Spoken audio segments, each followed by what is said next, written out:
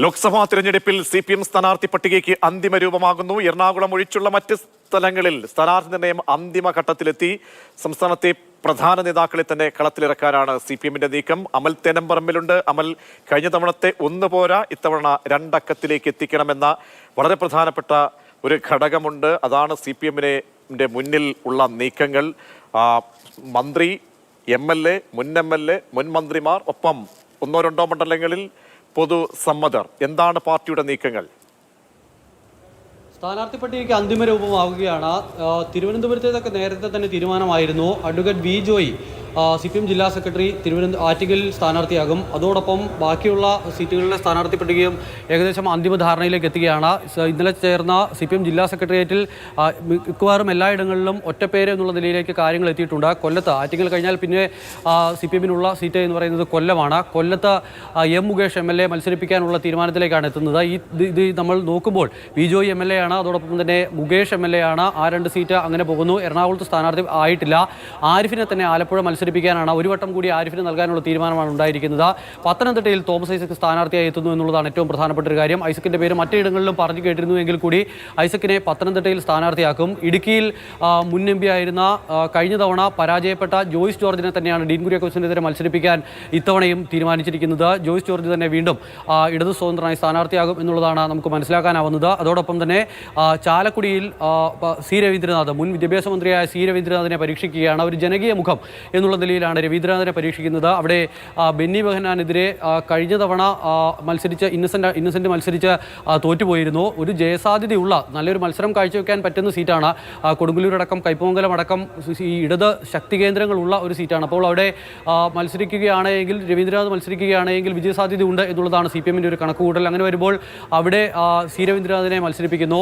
തൃശ്ശൂർ CPIയുടെ സീറ്റാണ്. പിന്നീടുള്ളത് ആലത്തൂരാണ്. ആലത്തൂര് CPMന്റെ ഉരുക്കുകോട്ടയായിരിക്കുന്ന മണ്ഡലം. പക്ഷേ കഴിഞ്ഞ തെരഞ്ഞെടുപ്പിൽ രാഹുൽ ഗാന്ധി, അതോടൊപ്പം തന്നെ ശബരിമല അടക്കമുള്ള ഒരു ട്രെൻഡിൽ തോറ്റുപോയ ഒരു മണ്ഡലം എന്നുള്ള നിലയ്ക്കാണ് ആലത്തൂരിനെ CPM കാണുന്നത്.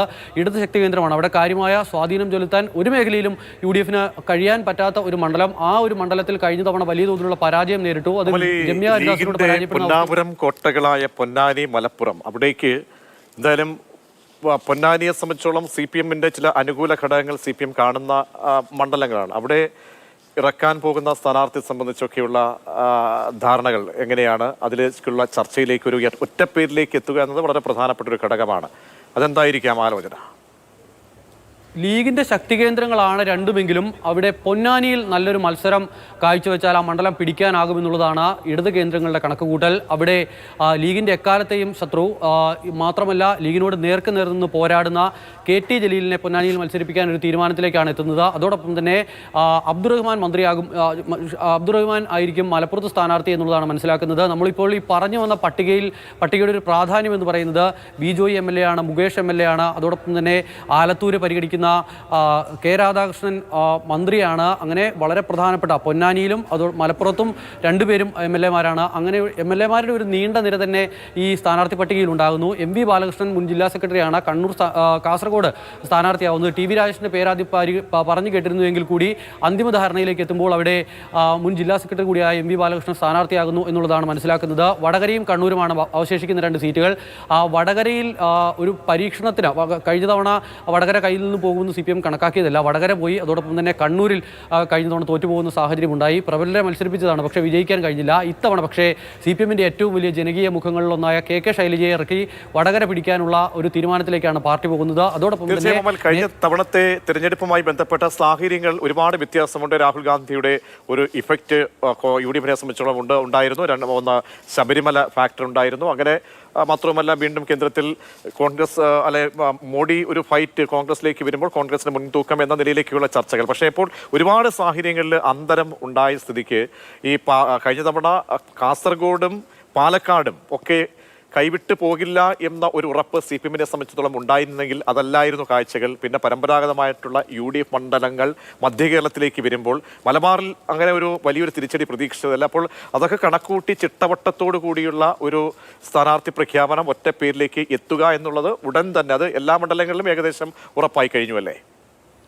ഉറപ്പായി കഴിഞ്ഞിട്ടുണ്ട്. അതിനാണ് കരുത്തരെ തന്നെ എല്ലായിടങ്ങളിലും പരിഗണിക്കുന്നു. ആ മേഖലയിൽ ഏറ്റവും കൂടുതൽ സ്വാധീനമുള്ള ആളുകൾ എന്നുള്ള നിലയ്ക്കാണ് വി അബ്ദുറഹ്മാൻ, ജലീൽ, കെ രാധാകൃഷ്ണൻ ആ പേരുകൾ പരിശോധിക്കുമ്പോൾ നമുക്ക് മനസ്സിലാക്കാൻ കഴിയും ആ മേഖലയിൽ എത്രത്തോളം നിറഞ്ഞു നിൽക്കുന്ന ആളുകളാണ് എന്ന്.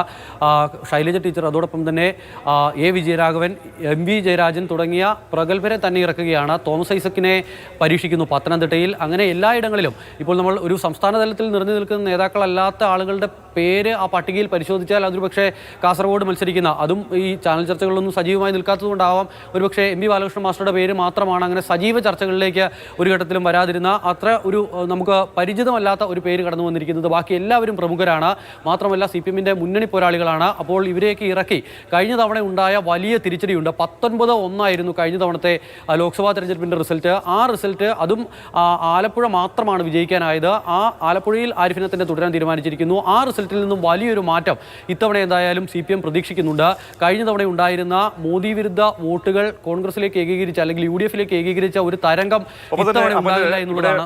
മൈനോറിറ്റിയെ സംബന്ധിച്ചോളം അവർക്കുള്ള പ്രാതിനിധ്യം വളരെ പ്രധാനപ്പെട്ടതാണ്. ഒപ്പം വനിതാ പ്രാതിനിധ്യം, മറ്റ് സാമുദായിക എന്തൊക്കെ പറഞ്ഞാലും ഇത്തരം ഘടകങ്ങളൊക്കെ CPM-നെ സംബന്ധിച്ചോളം അതൊക്കെ ഒരു താരതമ്യത്തിലേക്ക് ഒരു പക്ഷേ ചിന്തിക്കേണ്ടി വരുന്ന ഒരു സാഹചര്യം കൂടിയൊക്കെ ആയിരിക്കാം. അപ്പോൾ അതൊക്കെ ഏകോപിപ്പിച്ചുകൊണ്ട് പ്രാതിനിധ്യം എന്നതാണ് വളരെ പ്രധാനപ്പെട്ട അക്കാര്യത്തിലൊക്കെ ഒരു ഏകദേശ ധാരണയായി കാണുമല്ലേ? ഈ പട്ടിക പരിശോധിക്കുമ്പോൾ കൃത്യമായി മതസാമുദായിക പരിഗണനകളെല്ലാം വെച്ച് അവിടെ കിട്ടാവുന്ന ഏറ്റവും നല്ല സ്ഥാനാർത്ഥികളെ തന്നെ CPM രംഗത്തേക്ക് ഇറക്കുകയാണ്. അത് പത്തനംതിട്ടയിലാണെങ്കിലും ആറ്റിങ്ങലിലാണെങ്കിലും നമുക്കത് നോക്കിയാൽ കാണാൻ കഴിയും. മാത്രമല്ല കാസർഗോഡാണെങ്കിലും ഈ ജലീലിന്റെ കാര്യത്തിലും അതോടൊപ്പം ശരി, അമൽ, എന്തായാലും സമയക്കുറവുണ്ട്.